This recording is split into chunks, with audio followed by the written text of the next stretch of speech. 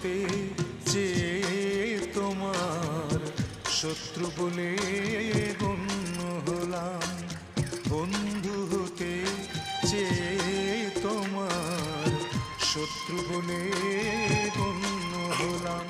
তবু একটা কিছু হয়েছি যে তাতেই আমি ধন্য হলাম, বন্ধু হতে চেয়ে তোমার শত্রু বলে